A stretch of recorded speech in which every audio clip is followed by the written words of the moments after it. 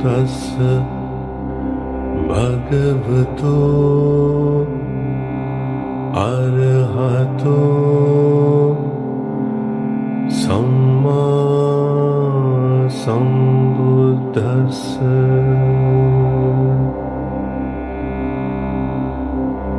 नमो तस्य भगवतो अरहतो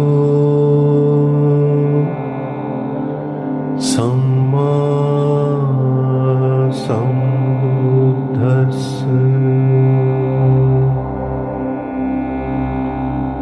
नमो तस्य भगवतो अरहतो सम्मा सम्बुद्धस्स।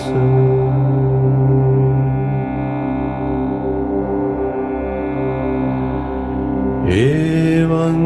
मे सुतं एकं समयं भगवा वाराणस्यां विहरति इसिपत्ने निगदाये। तत्र को भगवा पंचवग्ये भिक्खु आमन्त्रेसि। द्वे मे भिक्खवे अन्तापब्जितेन न सेवितव्या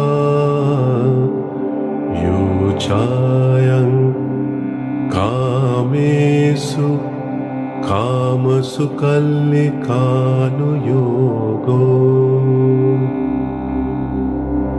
हीनो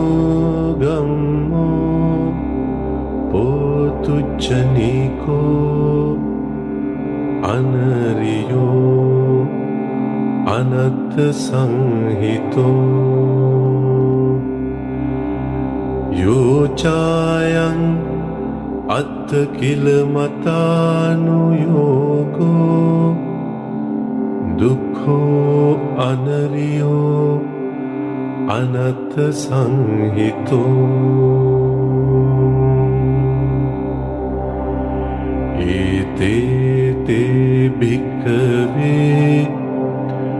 उभो अन्ते अनुपगम्य मज्जिमा पटिपदा। तथागतेन अभिसम्बुद्धा।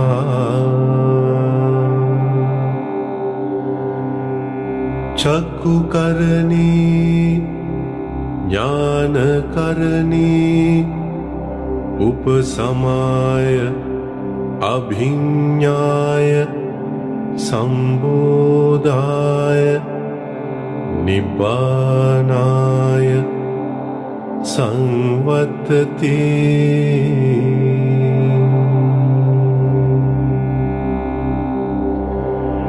कतमाच सा भिक्खवे मज्जिमा पटिपदा। तथागतेन अभिसम्बुद्धा।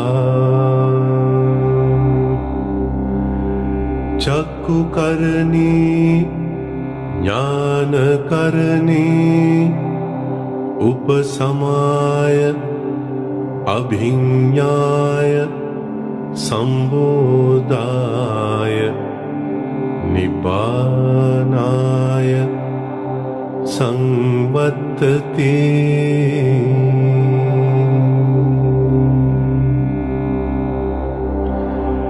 अयमेव अरियो अट्टाङ्गिको मग्गो सीयतीदं सम्मादिट्ठि सम्मा संकप्पो सम्मा वाचा सम्मा कम्मन्तो सम्मा आजीवो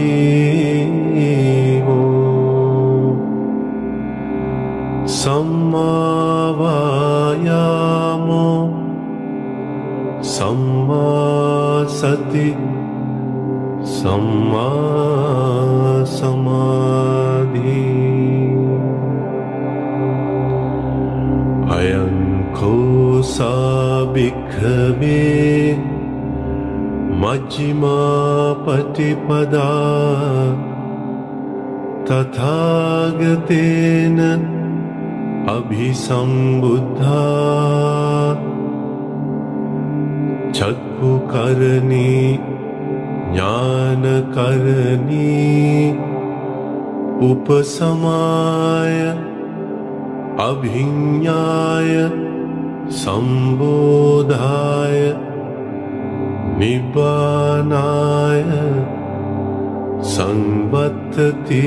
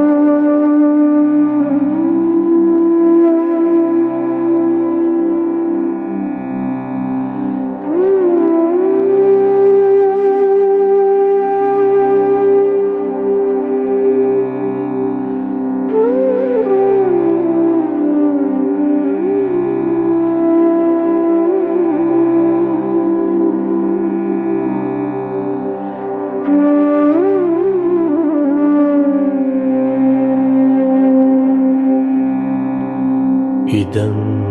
कोपन भिक्खवे दुःखं अरिय सत्यं जातिपि दुःखा जरापि दुःखा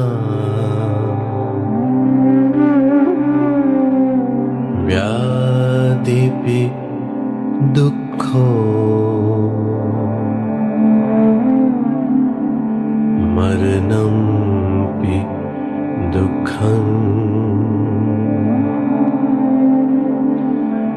अप्येहि संपयोगो दुःखो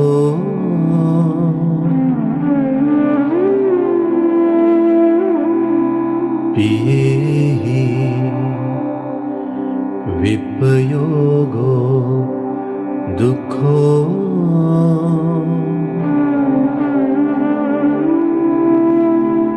यं पिच्चं न लभति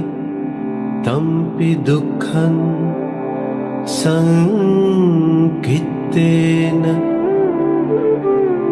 पञ्चुपादानस्कन्धा दुःखा इदं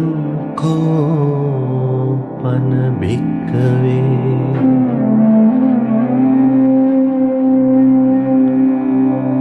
दुःख समुदयं अरिय सत्यं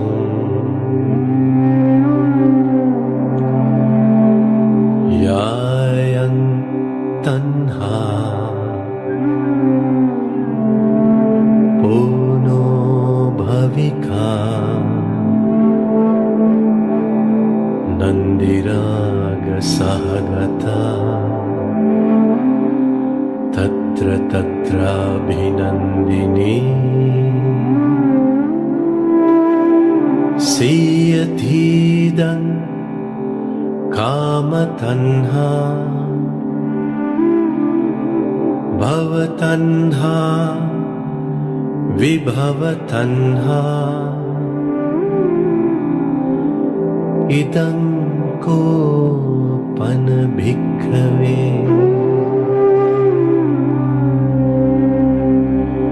दुःख निरोधं अरिय सत्यं यो तस्सायेव तन्हाय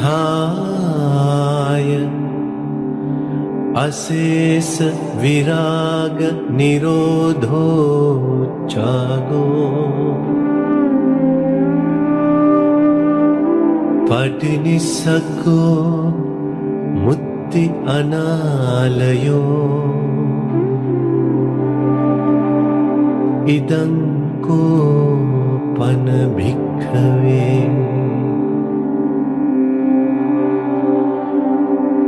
दुःख निरोधगामिनी पटिपदा हरिय सत्यं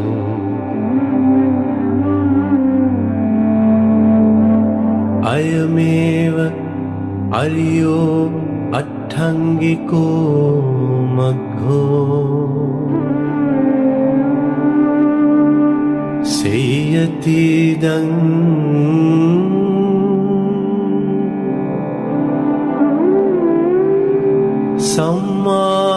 सम्मादिट्ठी सम्मा संकप्पो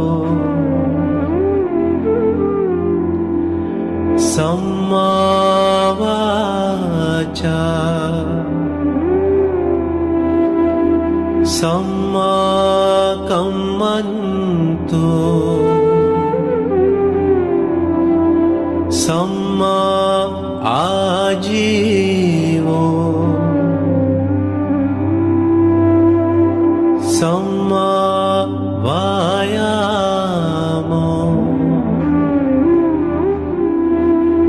सम्मा सति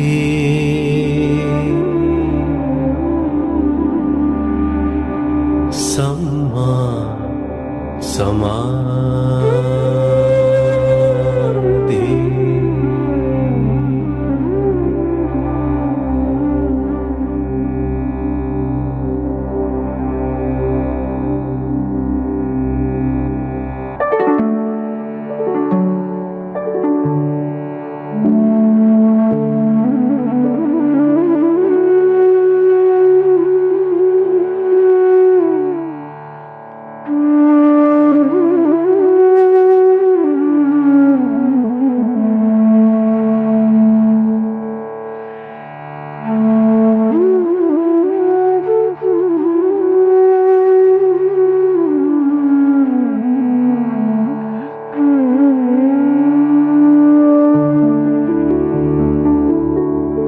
इदं दुःखं हरिय सच्चन्ति मे भिक्खवे पुंबे अननुस्सुतेषु धम्मेषु चक्कुं उदपादि ज्ञानं उदपादि पञ्ञा उदपादि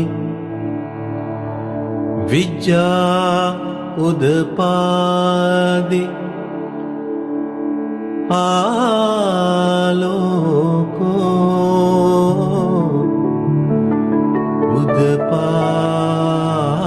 उदपादि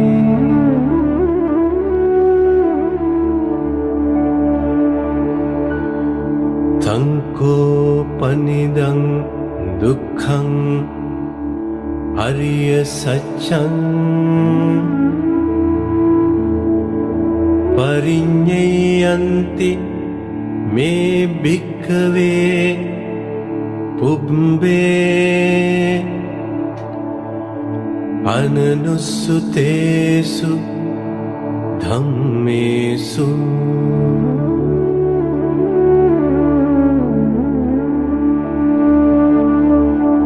චක්කුං උදපාදි ඥානං උදපාදි පඤ්ඤා උදපාදි විචා උදපාදි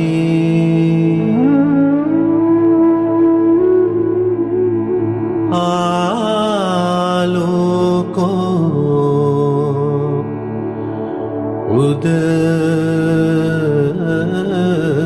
උදපාදි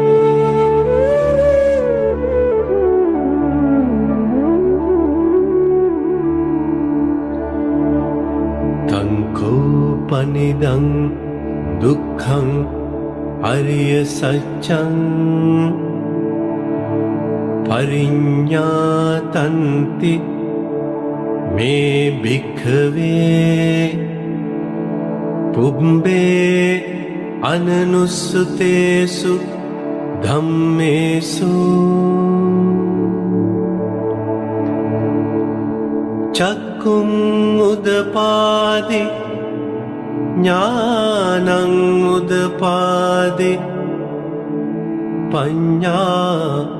උදපාදි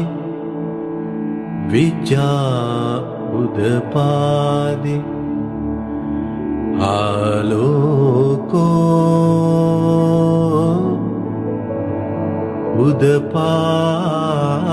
උදපාදි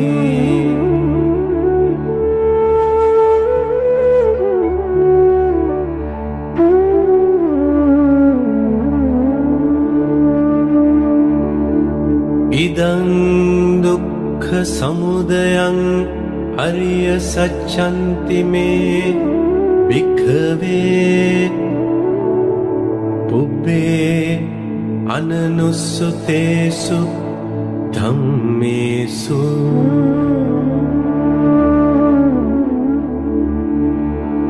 චක්කුං උදපාදි ඥානං උදපාදි පඤ්ඤා උදපාදි විචා උදපාදි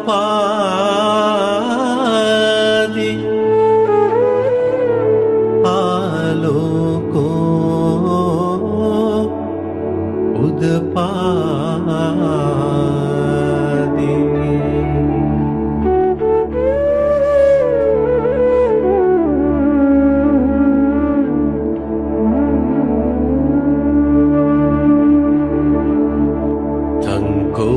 පනිදං දුක්ඛ සමුදයං අරිය සත්‍යං පහතබ්බන්ති මේ භික්ඛවේ පුබ්බේ අනනුස්සුතේසු ධම්මේසු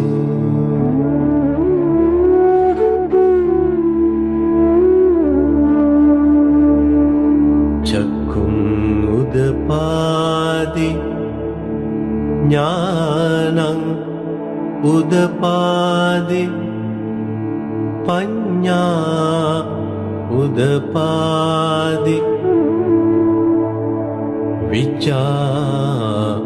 උදපාදි ආලෝකෝ උදපාදි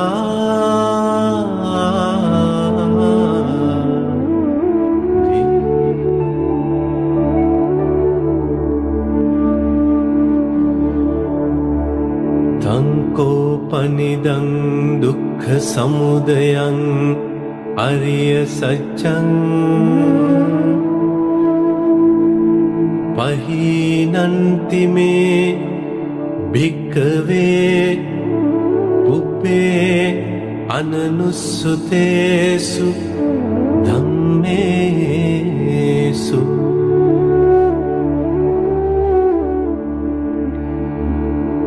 චක්කුං උදපාදි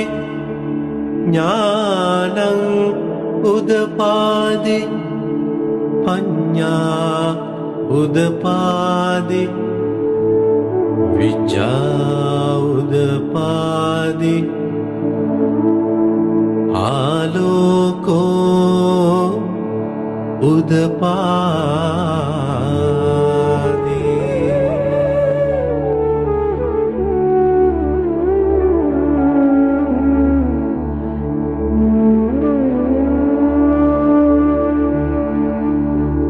ඉදං දුක්ඛ නිරෝධං අරිය සච්ඡන්ති මේ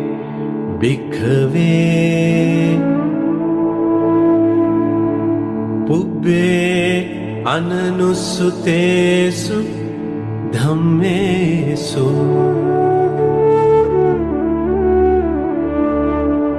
චක්කුං උදපාදි ඥානං උදපාදි පඤ්ඤා උදපාදි විජ්ජා උදපාදි ආලෝකෝ උදපාදි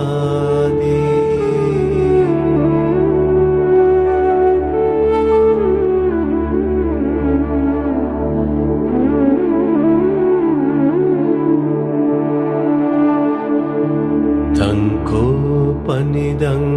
දුක්ඛ නිරෝධං ආරිය සත්‍යං සච්චිකාතබ්බන්ති මේ භික්ඛවේ පුබ්බේ අනනුස්සුතේසු ධම්මේසු චක්කුං උදපාදි ඥානං උදපාදි පඤ්ඤා උදපාදි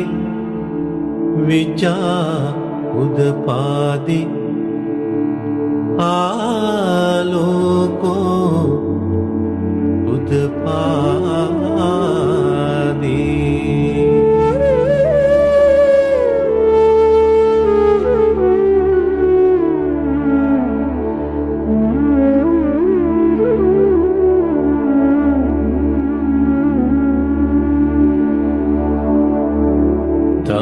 තංකෝපනිදං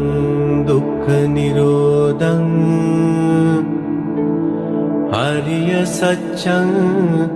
සච්චිකතන්ති මේ භික්ඛවේ පුබ්බේ අනනුස්සුතේසු ධම්මේසු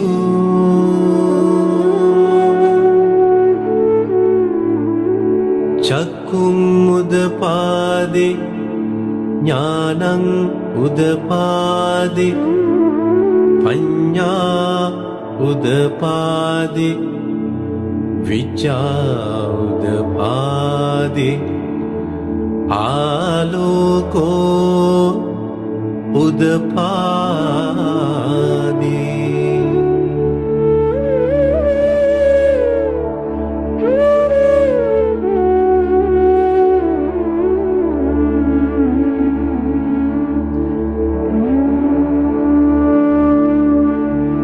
ඉදං දුක්ඛ නිරෝධ ගාමිනී පටිපදා ආරිය සච්ඡන්ති මේ භික්ඛවේ පුබ්බේ අනනුස්සුතේසු ධම්මේසු චක්කුං උදපාදි ඥානං උදපාදි පඤ්ඤා උදපාදි විජ්ජා උදපාදි ආලෝකෝ උදපාදි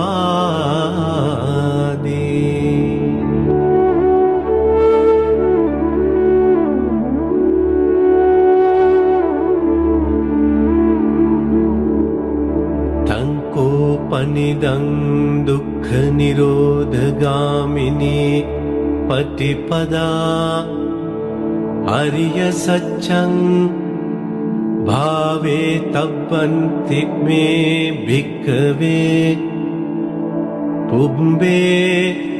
අනනුස්සුතේසු ධම්මේසු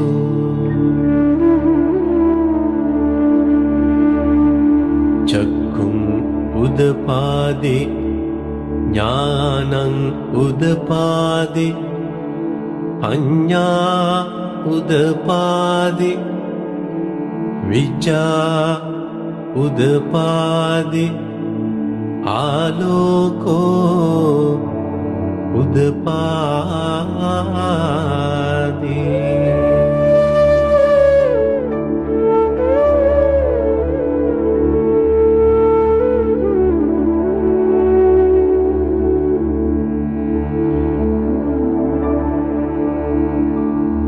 තංකෝපනිදං දුක්ඛ නිරෝධගාමිනී පටිපදා අරිය සත්‍යං භාවිතන්ති මේ භික්ඛවේ පුබ්බේ අනනුස්සතේසු ධම්මේසු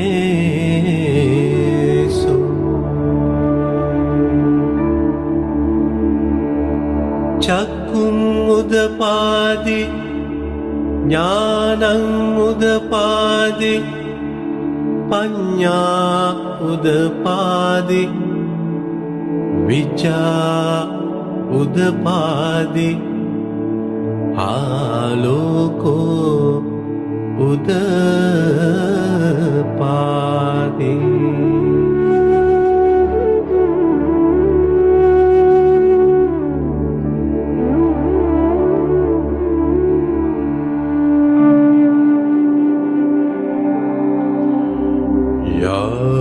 යාවකීවංච මේ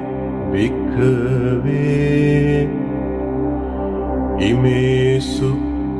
චතුසු වරිය සච්චේසු ඒවන්ති පරිවට්ටං ද්වාදසාකාරං යථා භූතං ඥාන දස්සනං නසුවිසුද්ධං අහෝසි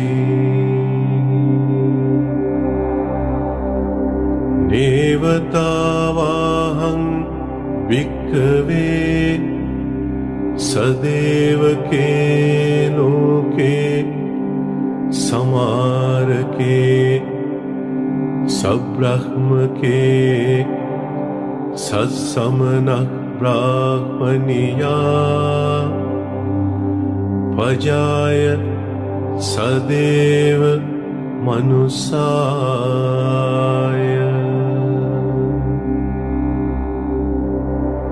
අනුත්තරං සම්මා සම්බෝධින් අභිසම්බුද්ධෝ පච්චඤ්ඤාසින් යතෝ චක්ඛෝ මේ භික්ඛවේ ඉමේසු චතුසු අරිය සච්චේසු ඒවන්ති පරිවට්ටං ද්වාදසාකාරං යථා භූතං ඥාන දස්සනං සුවිසුද්ධං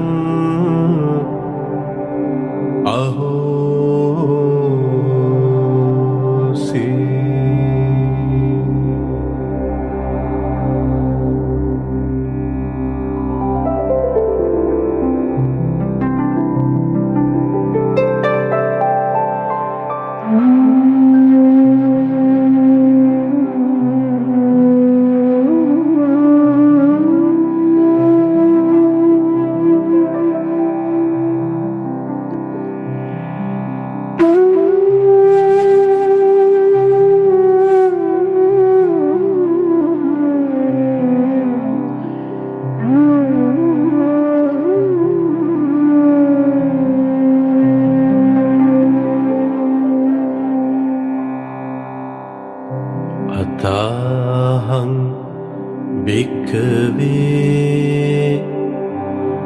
सदैव के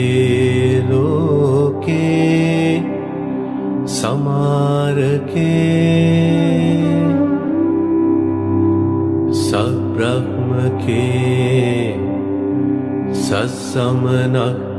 ब्राह्मणिया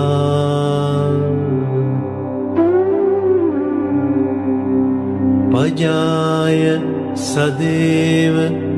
मनुष्याय अनुत्तरं सम्मा संबोधिं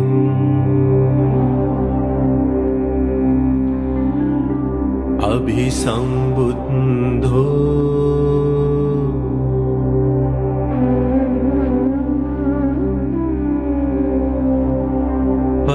पच्चन्यासिं ज्ञानञ्च पनमेदसनं उदपादे अकुप्पामे चेतो विमुक्ति अयमन्तिमा जाति नत्तिदानी पुनः भवति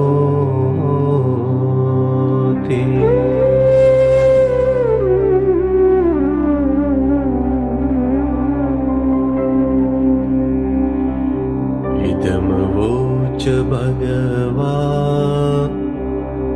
आत्मना पंचवक्या भिक्खु भगवतो भासितं अभिनन्दन्ति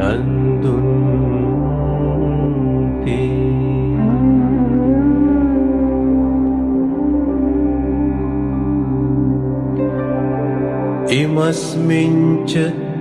पनवेयाकरणस्मिन् भञ्जमाने आयस्मतो कुण्डन्यस्य विरजं वेतमलं धम्मचक्कुम् उदपादि यं किञ्चित् समुदयधम्मं सब्बं तं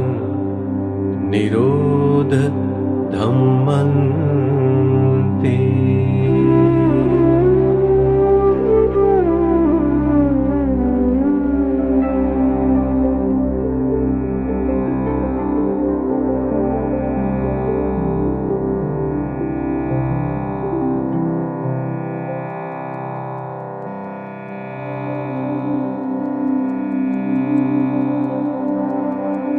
भवत्तिते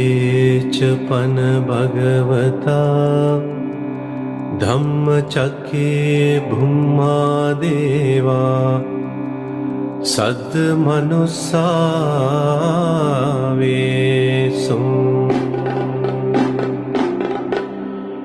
एतं भगवता वाराणस्यां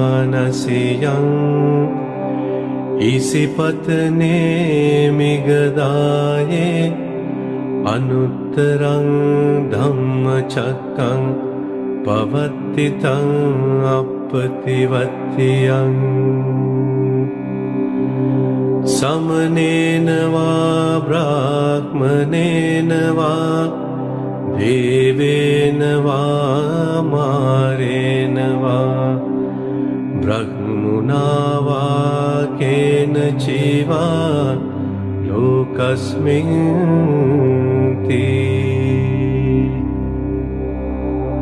भूमानं देवानं सद्दं सुत्वा चातुं महाराजिका देवा सद्मनुस्सावेषु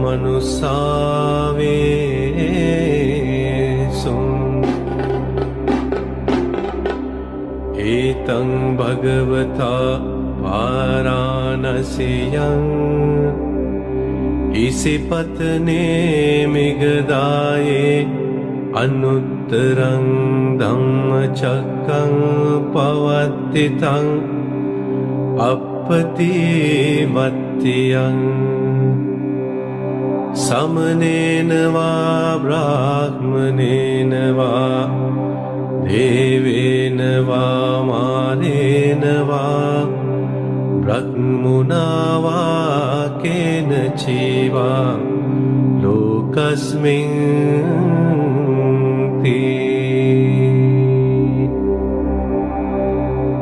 चातुं महाराजिकानं देवानं सद्दं सुत्वा तावतिं सा देवा सद् मनुस्सावेसुम्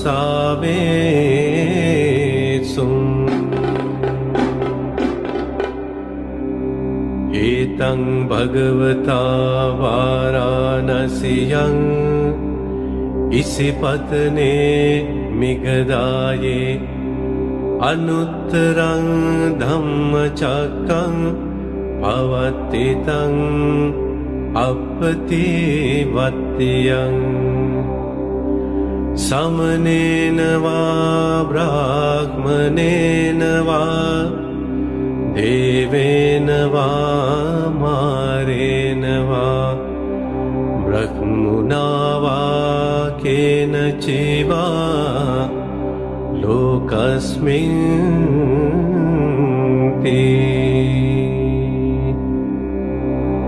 तावतिं सानं देवानं सद्दं सुत्वा यामा देवा सद्मनुस्सावेसुम्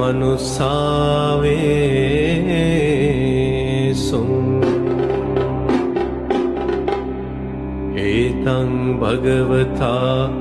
वाराणस्यां इसिपत्ने मिगदाये अनुत्तरं धम्मचक्रं पवत्तितं अपतिवत्यं समनेन वा ब्राह्मणेन वा देवेन वा मारेण वा ब्रह्मणा वा केनचिवा लोकस्मिन्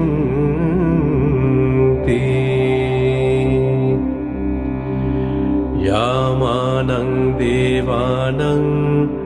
सद्दं सुत्वा तुसिता देवा सद्मनुस्सावेसुम्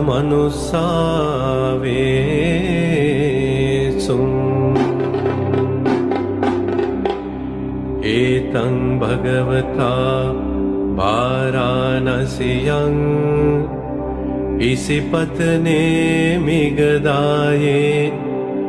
अनुत्तरं धम्मचक्रं पवत्तितं अपतिवत्यं समनेन वा ब्राह्मणेन वा देवेन वा मारेण वा ब्रह्मणा वा केनचिवा लोकस्मिन्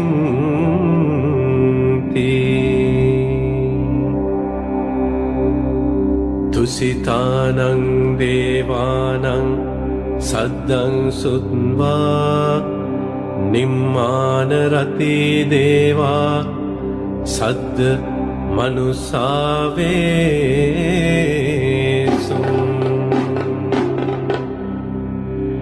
एतं भगवता वाराणस्यां इसिपत्ने मिगदाये अनुत्तरं धम्मचक्रं पवत्तितं अपतिवत्यं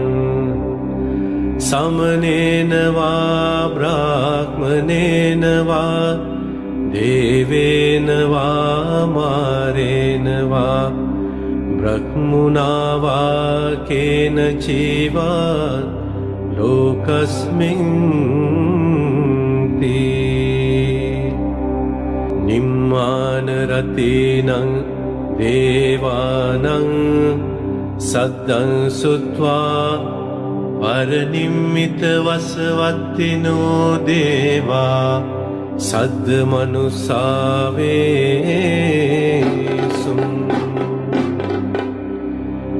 एतं भगवता वाराणस्यां इसिपत्ने मिगदाये अनुत्तरं धम्मचक्रं पवत्तितं अपतिवत्यं समनेन वा ब्राह्मणेन वा देवेन वा मारेण वा ब्रह्मणा वा केनचिवा लोकस्मिन् ते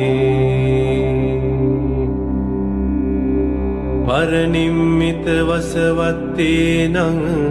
देवानं सद्दं श्रुत्वा ब्रह्मपारे सज्जा देवा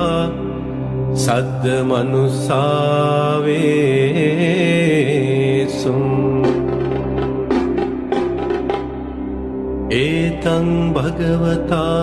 वाराणस्यां इसिपत्ने मिगदाये अनुत्तरं धम्मचक्रं पवत्तितं अपतिवत्यं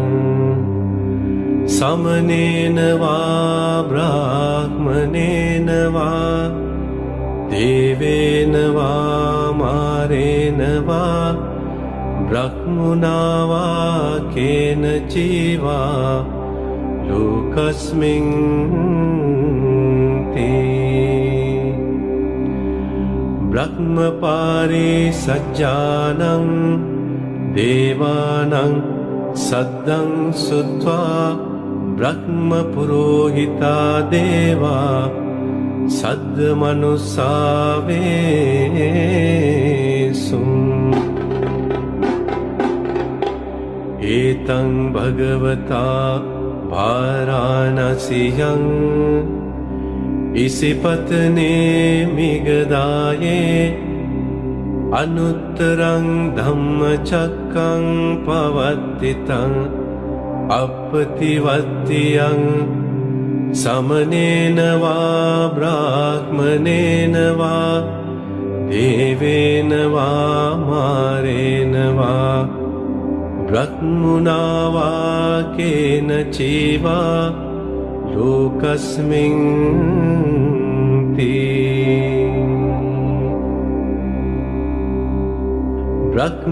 ब्रह्मपुरोहितानं देवानं सद्दं श्रुत्वा महाब्रह्मा देवा सद्मनुसावेसुम् एतं भगवता वाराणस्यां इसिपत्ने मिगदाये अनुत्तरं धम्मचक्रं पवत्तितं अपतिवत्यं समनेन वा ब्राह्मणेन वा देवेन वा मारेण वा ब्रह्मणा वा केनचिवा लोकस्मिन् ते महाब्रह्मानं देवानं सद्दं श्रुत्वा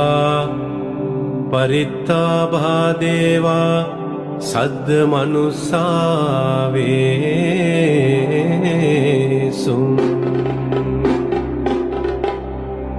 एतं भगवता वाराणस्यां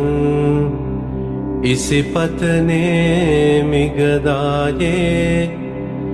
अनुत्तरं धम्मचक्रं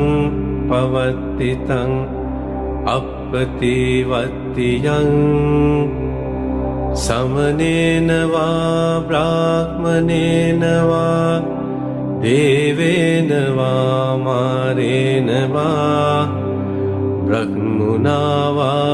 केनचिवा लोकस्मिन् ते परित्यागः परित्ताबानं देवानां सद्दं सुत्वा अपमानबादेवा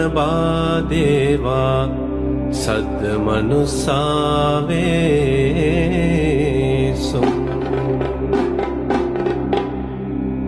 एतं भगवता वाराणस्यां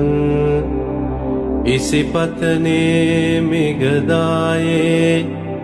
अनुत्तरं धम्मचक्रं पवतितं अपतिवत्यं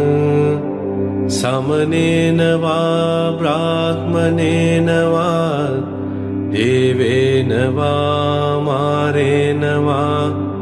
ब्रह्मणा वा केनचिवा लोकस्मिन्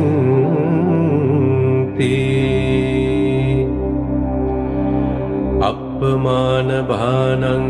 देवानां सद्दं सुत्वा आभस्रा देवा सद्मनुस्सावेषु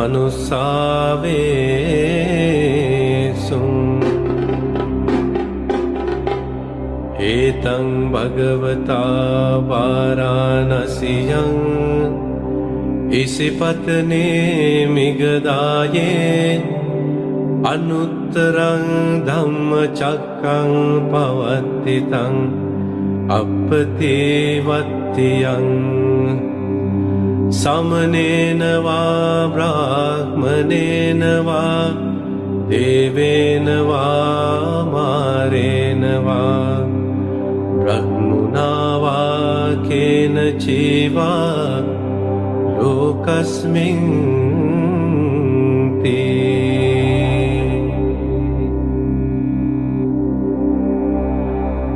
आभस्रानं देवानां सद्दं सुत्वा परित्तशुभादेवा सद्मनुस्सावेषु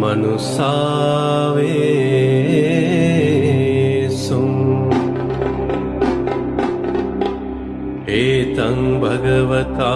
वाराणस्यां इसिपत्ने मिगदाये अनुत्तरं धम्मचक्रं पवतितं अपतिवत्यं समनेन वा ब्राह्मणेन वा देवेन वा मारेण वा ब्रह्मणा वा केनचिवा लोकस्मिन्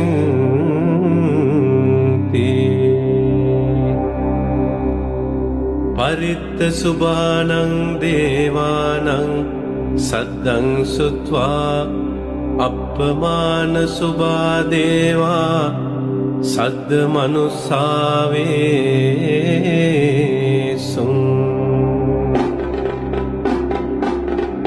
एतं भगवता वाराणस्यां इसिपत्ने मिगदाये अनुत्तरं धम्मचक्रं पवतितं अपतिवत्यं समनेन वा ब्राह्मणेन वा देवेन वा मारेण वा ब्रह्मणा वा केनचिवा लोकस्मिन्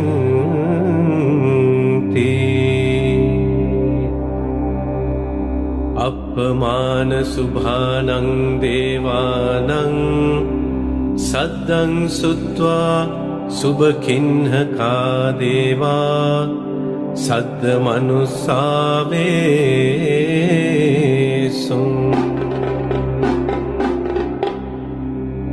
एतं भगवता वाराणस्यां इसिपत्ने मिगदाये अनुत्तरं धम्मचक्रं पवतितं अपतिवत्यं समनेन वा ब्राह्मणेन वा देवेन वा मारेण वा ब्रह्मणा वा केनचिवा लोकस्मिन् ते सुबकिन्हकानां देवानां सद्दं सुत्वा वेहप्पला देवा सद्दमनुसावे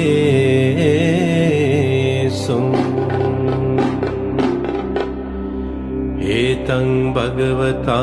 वाराणस्यां इसिपत्ने मिगदाये अनुत्तरं धम्मचक्रं पवत्तितं अपतिवत्तियं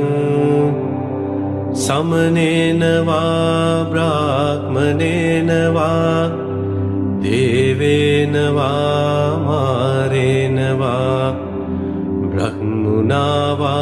केनचिवा लोकस्मिन् ते वेहप्पलानां देवानां सद्दं सुत्वा अविहादेवा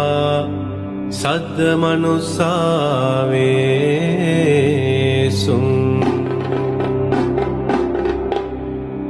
एतं भगवता वाराणस्यां इसिपत्ने मिगदाये अनुत्तरं धम्मचक्रं पवत्तितं अपतिवत्तियं समनेन वा ब्राह्मणेन वा देवेन वा मारेण वा ब्रह्मणा वा केनचिवा लोकस्मिन् ते अविहानं देवानं सद्दं सुत्वा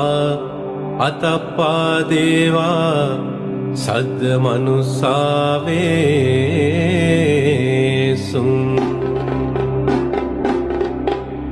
एतं भगवता वाराणस्यां इसिपत्ने मिगदाये अनुत्तरं धम्मचक्रं पवत्तितं अपतिवत्तियं समनेन वा ब्राह्मणेन वा देवेन वा मारेण वा ब्रह्मणा वा केनचिवा लोकस्मिन् ते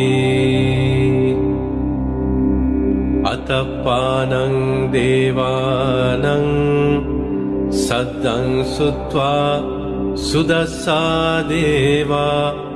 सद्दमनुसावे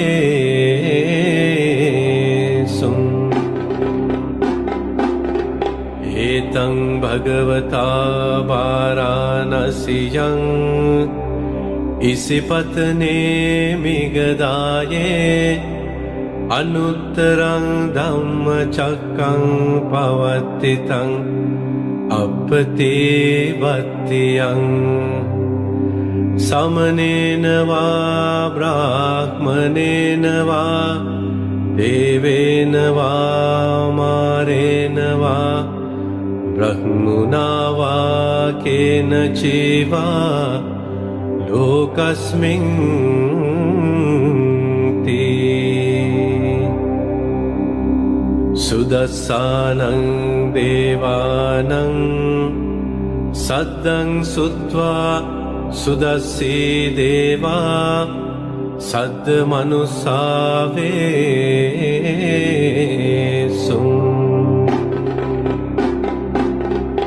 एतं भगवता वाराणस्यां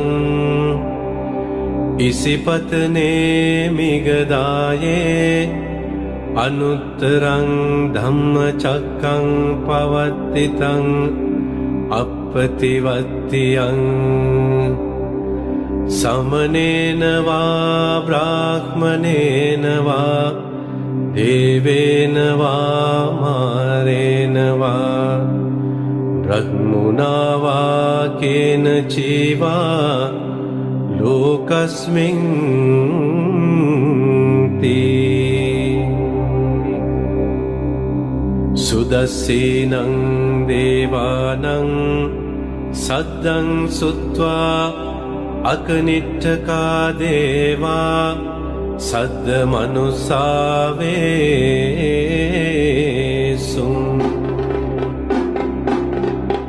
एतं भगवता वाराणस्यां इसिपत्ने मिगदाये अनुत्तरं धम्मचक्रं पवर्तितं अपतिवत्तियं समनेन वा ब्राह्मणेन वा देवेन वा मारेण वा ब्रह्मणा वा केनचिवा लोकस्मिन् ते इतिहतेन खनेन तेन मुहूर्तेन याव ब्रह्मलोका सद्दो अभुगज्जे अयञ्च दशसहस्री लोकधातु संकम्पे संपकम्पे संपवेदे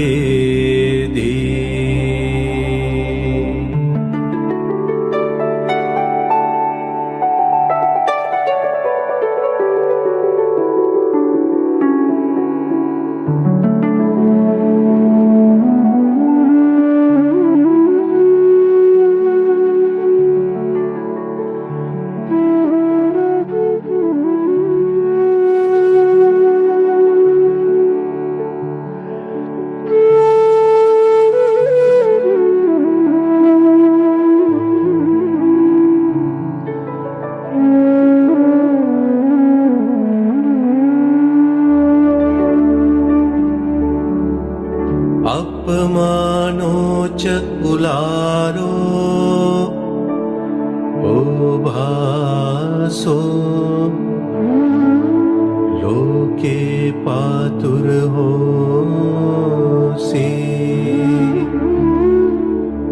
अतिकम्म देवानं देवानुभावन्ति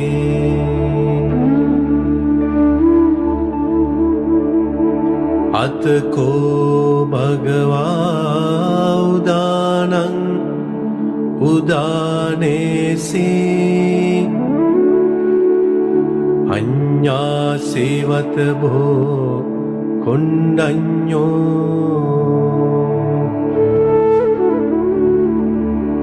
अन्यासिवत भो कुण्डन्यो ते